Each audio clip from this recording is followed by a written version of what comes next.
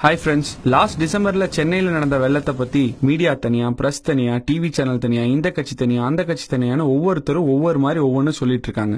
Actually சென்னையில நடந்ததுதான் என்ன? First எல்லாரும் பேசினது அது ஒரு கனமழையா இல்லையா. ஹிஸ்டாரிக்கா பாஸ்ட் டேட்டாவை பாத்தீங்கன்னா சென்னையில டிசம்பர்ல ஆன் அன் ஆவரேஜ் 191 மில்லிமீட்டர் தான் மழை பெய்யும். இது வந்து லாஸ்ட் 100 இயர்ஸோட ஆவரேஜ். ஆனா டிசம்பர் 1, 2015ல மட்டும் 12 ஹவர்ஸ்ல 272 மில்லிமீட்டர் மழை பெஞ்சிருக்கு. அதே மாதிரி டிசம்பர் ஃபர்ஸ்ட் வீக்ல 539 மில்லிமீட்டர் மழை பெஞ்சிருக்கு. நவம்பர்ல ஆன் அன் ஆவரேஜ் 407 மில்லிமீட்டர் மழை பெய்யணும்.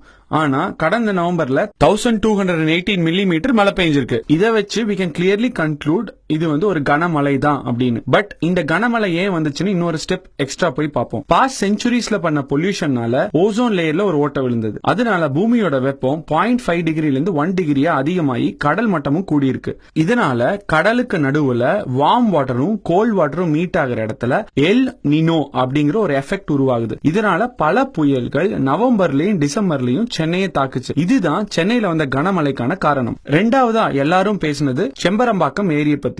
அத பத்தி ரெண்டு விஷயம் பேசினாங்க. பாயிண்ட் நம்பர் 1, ஏரி வந்து திறந்து விட்டுருக்கணுமா வேண்டாமான்னு.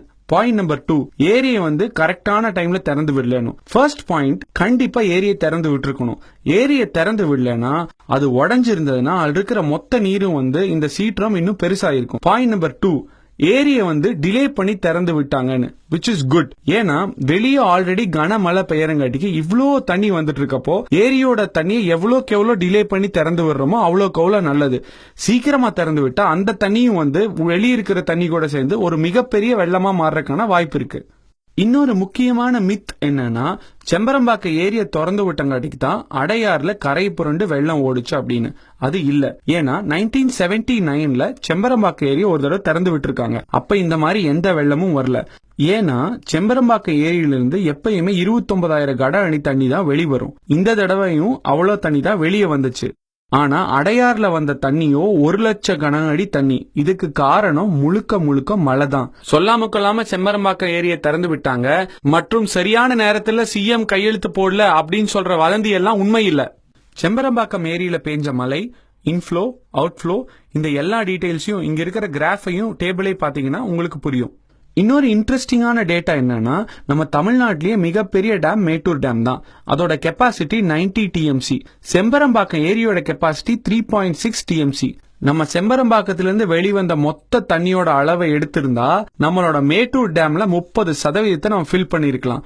அந்த அளவு மழை பெஞ்சிருக்கு. இந்த டேட்டா அடையாறு கரை புரண்டதுக்கு செம்பரம்பாக்கம் திறந்து விட்டது காரணம் இல்லங்கிறத ஊர்ஜிதப்படுத்தி இருக்கு.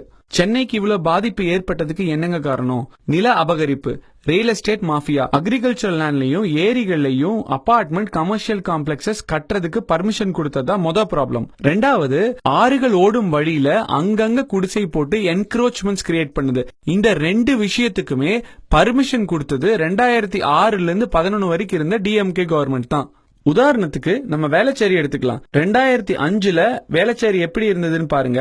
2010ல அதே வேளச்சேரி எப்படி மாறி இருக்குன்னு பாருங்க. 2006ல இருந்து 2011க்குள்ள எத்தனை கட்டடங்கள் கட்டியிருக்காங்கன்னு பாருங்க. இப்படி ஏரி மேல கட்டிடமா கட்டுனா மழை தண்ணி எங்க போகும்? வெள்ளமா தான் வரும். இது இங்க மட்டும் பிரச்சனை இல்லைங்க. சென்னையில பல ஏரியால ரியல் எஸ்டேட் மாஃபியானால இதாங்க பிரச்சனை.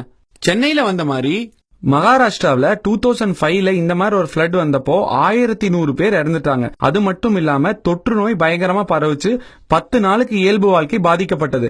வளர்ந்த நாடான யூகேல கூட 2015ல புயல் வந்தப்போ இயல்பு வாழ்க்கை திரும்பறதுக்கு 10 நாள் ஆச்சு. ஆனா நம்ம சென்னையில இயல்பு வாழ்க்கை திரும்பறதுக்கு 5 நாள் தாங்க ஆச்சு. என்ன காரணம்? மனித நேயம்ங்க. நம்ம எல்லாரும் ஒன்னா சேர்ந்து வேலை செஞ்சோம். நிறைய வாலண்டியர்ஸ் வந்து ஒருத்தருக்கு ஒருத்தர் உதவணும். நம்மள ஒருத்தரா எல்லாத்தையும் நினைச்சோம். அதே மாதிரி எந்த தொற்று நோய் வராம நம்மள எல்லாரையும் கவர்மெண்ட் நல்லா பாதுகாத்துச்சு. 30,000 துப்புரவு தொழிலாளர்களை வச்சு 1,00,000 டன் குப்பைகளை 600 வண்டிகள் மூலம் அகற்றினாங்க. 1105 மெடிக்கல் கேம்ப் நடத்தப்பட்டது. 2000 டன் ப்ளீச்சிங் பவுடர் பயன்படுத்தப்பட்டது. 1 கோடி குளோரின் மாத்திரைகள் பயன்படுத்தப்பட்டது. பழுதடைந்த சாலைகளும் மற்ற இடங்களும் உடனடியாக சீரமைக்கப்பட்டது.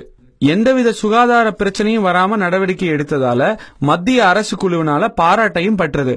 ஒரு 4 பேர்கிட்ட போன்ல பேசி 3 மணி நேரம் இன்டர்நெட்ல சர்ஃப் பண்ண என்னாலே இவ்வளவு டேட்டா சொல்ல முடியுதுன்னா கண்டிப்பா உங்க ஒவ்வொருத்தனாலே உண்மை என்னன்னு தெரிஞ்சுக்க முடியும். தயவு செஞ்சு காசு செலவு பண்ணி அங்க இங்கேயும் டிவியில போடுற தேவையில்லாத பொய் பிரச்சாரத்துக்கு வீண் போகாதீங்க, காசுக்கும் விலை போகாதீங்க. ஏன்னா நேஷனல் ஜியோகிராபி சேனல்ல சென்னை பிளட்ஸ பத்தி கவர் பண்ணியிருந்த ஷோல இது மேன்மேட் டிசாஸ்டர் இல்ல, one of the biggest natural disaster தான் சொல்லியிருந்தாங்க. எல்லாத்தையும் அரசியலாக்குறாங்க. உண்மை என்னன்னு தெரிஞ்சுட்டு நம்ம ஓட்ட போடுவோம்.